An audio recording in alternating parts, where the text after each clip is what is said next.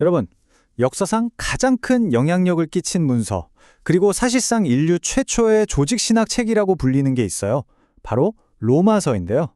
오늘 우리는 이 위대한 신앙의 설계도를 함께 펼쳐보려고 합니다. 이런 생각해 보신 적 있으세요? 하나님은 무한한 사랑 그 자체인데 어떻게 동시에 죄를 엄격하게 심판하실 수 있을까? 로마서는요, 바로 이렇게 거대하고 때로는 모순처럼 보이는 진리를 하나의 장엄한 그림으로 설명하기 위해 쓰여진 책입니다. 자, 이제부터 이 로마서라는 거대한 건축물을 함께 탐험해 볼 건데요. 마치 전문 가이드와 함께 웅장한 대성당을 둘러보는 것처럼 이 책의 구조를 하나하나 따라가 볼 거예요. 바로 이 설계도가 우리의 지도가 되어줄 겁니다. 모든 위대한 건축물에는 그걸 만든 사람, 그리고 그 건물이 필요했던 사람들의 이야기가 있잖아요. 그럼 이 로마서라는 대성당은 도대체 누가, 그리고 누구를 위해 지었을까요? 이 대성당의 건축가는 바로 사도 바울입니다. 유대인이면서 동시에 로마 시민권까지 가진 그야말로 시대를 앞서간 글로벌 사상가였죠. 근데 정말 놀라운 건요, 이 편지를 받은 로마 교회는 바울이 단 한 번도 직접 만나본 적이 없는 사람들이었다는 거예요. 그런데도 바울은 이 교회가 아주 심각한 내부 갈등으로 무너질 위기라는 소식을 듣고 이 편지를 쓰게 됩니다. 이 갈등의 원인은 좀 복잡한 역사적 배경이 있었어요. 원래 로마 교회는 유대인 신자들이 세운 공동체였거든요. 그런데 갑자기 클라우디우스 황제가 모든 유대인을 로마에서 쫓아내버립니다. 당연히 유대인 신자들도 교회를 떠나야 했죠. 그리고 몇 년이 지나서 그들이 겨우 다시 돌아와 보니까 교회는 완전히 이방인 중심의 문화와 리더십으로 바뀌어 있었던 거예요. 서로 다른 두 문화가 한 지붕 아래에서 충돌하기 시작한 거죠. 바울은 이 문제를 해결하려고 세 가지 뚜렷한 목표를 세웠어요. 첫째, 지난 25년간의 사역을 통해 깨달은 자신의 신학을 체계적으로 정리해서 보여주는 것. 둘째, 다음 선교지인 스페인으로 가기 위한 지원을 요청하는 것. 그리고 가장 시급하고 중요했던 마지막 목표, 바로 유대인과 이방인 신자 사이의 갈등을 해결하고 그들을 화해시켜 하나의 견고한 교회로 세우는 것이었습니다. 자, 이제 드디어 이 성당의 문을 열고 안으로 들어가 볼 시간입니다. 로마서의 핵심은요, 우리를 구원의 여정으로 이끄는 세 개의 아주 웅장한 공간으로 이루어져 있어요. 바로 칭의, 성화, 그리고 영화의 홀입니다. 우리가 처음 마주하게 되는 공간은 바로 칭의의 홀입니다. 이 칭의라는 말, 이건 완전 법정 용어거든요. 한번 상상해 보세요. 죄인인 우리가 피고석에 서 있고 재판장이신 하나님께서 예수 그리스도를 보시고 우리를 향해 무죄라고 땅땅땅 선언해 주시는 거예요. 와, 정말 엄청난 은혜의 선언이죠.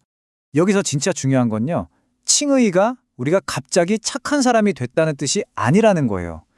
우리의 성품이 아니라 하나님 앞에서의 법적인 신분이 죄인에서 의인으로 단번에 완전히 바뀌었다는 선언입니다. 내 상태가 변한 게 아니라 내 지위가 변한 거죠. 법적인 신분이 바뀌었다면 그 다음은 뭘까요? 맞습니다. 이제 우리의 내면이 실제로 변화되어야겠죠. 그래서 우리는 두 번째 공간, 성화의 성소로 들어갑니다. 바로 이곳이 우리의 내면이 진짜로 변화되는 과정을 다루는 공간입니다.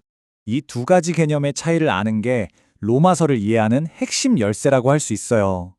칭의는 단 한 번에 일어나는 법적인 선언입니다. 외부적인 신분의 변화죠. 반면에 성화는 우리 평생에 걸쳐서 일어나는 내면적인 과정이에요. 성령님의 도움으로 우리 성품이 점점 예수님을 닮아가는 여정인 거죠. 선언과 과정, 확실히 차이가 느껴지시죠? 그리고 이 기나긴 구원의 여정은 마침내 마지막 공간, 영화의 앱스에 도달하게 됩니다. 이곳이 바로 구원의 최종 목적지예요. 우리의 몸과 영혼이 완전히 새로워져서 하나님의 영광에 온전히 참여하게 되는, 그야말로 감격과 찬양만 가득한 궁극의 상태를 말하는 겁니다. 자, 이렇게 칭의, 성화, 영화라는 아름다운 세 개의 홀을 지나오다 보면 정말 많은 분들이 길을 잃는 약간 당황스러운 지점이 나타나요. 갑자기 툭 튀어나오는 이스라엘 이야기 때문인데요. 하지만 이건 길을 잘못 든 게 아니에요. 이게 바로 이 성당 전체를 떠받치는 가장 중요한 건축의 핵심, 바로 돔입니다. 아니, 이 아름다운 구원의 여정 한가운데 왜 갑자기 이스라엘 민족 이야기가 이렇게 길게 나오는 걸까요? 많은 분들이 이 부분을 그냥 괄호 안에 있는 내용처럼 생각하고 슥 건너뛰곤 하시는데 바울의 설계 의도는 정반대였습니다. 지금 보시는 이 그림처럼 로마서 9장에서 11장까지의 내용은 절대 옆길로 새는 이야기가 아니에요. 오히려 그 반대죠. 앞서 본 칭의, 성화, 영화라는 거대한 기둥들을 하나로 꽉 묶어서 하늘을 향해 들어올리는 이 성당의 중앙돔 역할을 하는 겁니다. 만약 이 돔이 없으면 건물 전체가 와르르 무너져 내릴 수밖에 없는 구조인 거죠. 이 돔이 답하는 질문은 바로 이것입니다. 하나님께서 먼저 선택하셨던 이스라엘을 버리신 겁니까? 그들과의 약속은 실패한 건가요? 이 질문에 대해 바울은 단호하게 외칩니다. 결코 그럴 수 없느니라. 바로 여기가 로마서라는 건축물의 정점입니다. 자, 한번 생각해 보세요.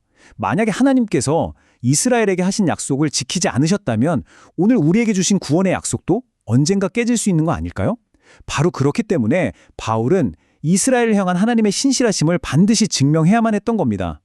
이 역사의 돔은 하나님의 약속이 얼마나 견고한지를 보여줌으로써 우리의 구원이 절대로 흔들리지 않는 반성 위에 서 있다는 걸 선포하는 거죠. 자, 이제 우리는 성당의 구조를 모두 둘러보고 밖으로 나왔습니다.